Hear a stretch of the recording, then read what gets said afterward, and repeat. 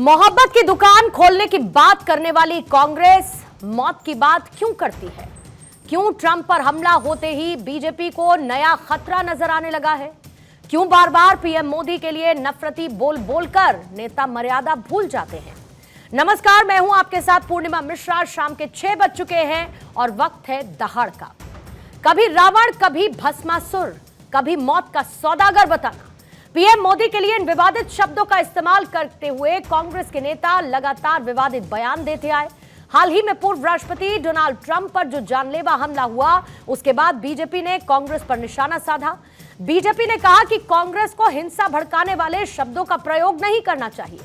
एक अंग्रेजी अखबार में वरिष्ठ आईपीएस अधिकारी विक्रम सिंह के लेख का हवाला देते हुए बीजेपी के राष्ट्रीय प्रवक्ता सुधांशु त्रिवेदी ने जो बातें रखी वो कांग्रेसियों को जरूर चुभी होंगी। सुधांशु त्रिवेदी ने कहा कि जुलाई 2022 में जापान के पूर्व प्रधानमंत्री शिंजो आबे की हत्या और हाल ही में डोनाल्ड ट्रंप पर हुए जानलेवा हमले से एक जरूरी बात सामने आई। ये हमले ज्यादातर विपक्षी नेताओं के भड़काऊ भाषण के बाद हुए। सुधांशु त्रिवेदी ने राहुल गांधी पर पीएम मोदी के खिलाफ हिंसा भड़काने वाली भाषा और शब्दों का प्रयोग करने का आरोप भी लगाया। सुधांशु त्रिवेदी ने कहा कि कई कांग्रेस नेताओं के भाषणों में मौत और कब्र खोदना जैसे हिंसक शब्दों का इस्तेमाल किया गया। बीजेपी की तरफ से कहा गया कि हमने आपातकाल के दौरान भी इंदिरा गांधी के खिलाफ ऐसे शब्दों का इस्तेमाल नहीं किया था। जाहिर है कि बीजेपी के इस बयान के बाद विपक्ष की प्रतिक्रिया क्या है और बीजेपी को क्यों खतरा नजर आने लगा है, क्यों वो कांग्रेस को मर्यादा याद दिलाने लगी है। पहले सुनिए वार पलटवार और उसके बाद सवालों का जिक्र करते हुए आपको बताऊंगी कौन कौन से मेहमान आज चर्चा का हिस्सा रहेंगे। चंद दिन पूर्व अमेरिका में राष्ट्रपति पद के प्रत्याशी डोनाल्ड ट्रंप के ऊपर हत्या का अटेम्प्ट हुआ जिसमें वो बाल बाल बचे। उनका कहना है कि इस प्रकार की प्रवृत्तियां जो हिंसा और हत्या को उकसाती हैं, ये कहीं न कहीं उन बयानों से प्रेरित हो जाती हैं जहां राजनीतिक दल अपने तात्कालिक राजनीतिक स्वार्थ में, शॉर्ट टर्म पॉलिटिकल बेनिफिट के लिए हिंसा और हत्या के शब्दों का प्रयोग करना चाहते हैं। एक दुखद परंतु चिंताजनक बात यह है कि प्रधानमंत्री श्री नरेंद्र मोदी जी के विरुद्ध इस प्रकार के शब्दों का प्रयोग, और मैं साफ शब्दों में कहूंगा हिंसा के लिए उकसाने वाली भाषा निरंतर प्रयोग की जा रही है। सार्वजनिक जीवन में शब्दों का चयन बहुत ही महत्वपूर्ण होता है। आज विपक्ष जिस तरह के शब्दों का चयन माननीय प्रधानमंत्री श्री नरेंद्र मोदी जी के लिए कर रहा है वो बहुत ही चिंताजनक है।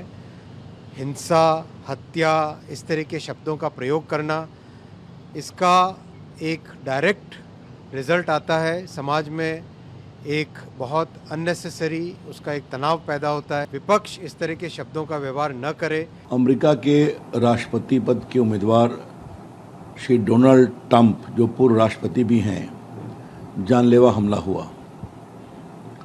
संयोग और ईश्वर की कृपा थी कि वो सुरक्षित रहे और हमलावर के खिलाफ कार्रवाई हुई।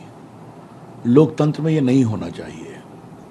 विरोध का अधिकार है, विरोध ऐसा जिससे हिंसा पनपे और नेता को टारगेट किया जाए, ये उचित नहीं है। आज एक बड़े सम्माननीय समाचार पत्र में उत्तर प्रदेश के पूर्व डीजीपी श्री विक्रम सिंह ने एक लेख लिखा है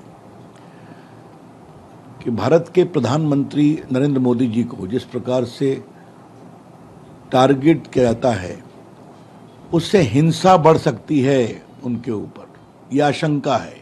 दुनिया के सबसे बड़े लोकतंत्र में जिस तरह से खुलेआम हमला हुआ है, घायल भी हुए होंगे, 1 इंच इधर से उधर होता तो शायद भयानक परिणाम आते। लोकतंत्र में हिंसा के लिए कोई जगह नहीं होती और सबसे बड़े देश में सबसे बड़ी सुरक्षा के बीच ये हिंसा चिंताजनक है, जांच होनी चाहिए। तो आपने सुना सभी नेताओं की प्रतिक्रिया और इसके साथ ही असदुद्दीन ओवैसी भी ये कहते हैं कि आपकी सरकार है तो आप इनको आज तक पकड़ क्यों नहीं पाए हैं।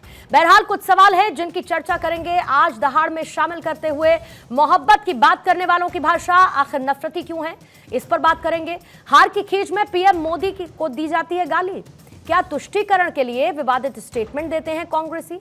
कांग्रेस के जहरीले बोल से पीएम मोदी की सुरक्षा को खतरा है क्या सियासी विरोध में नेता मर्यादा भूल रहे हैं।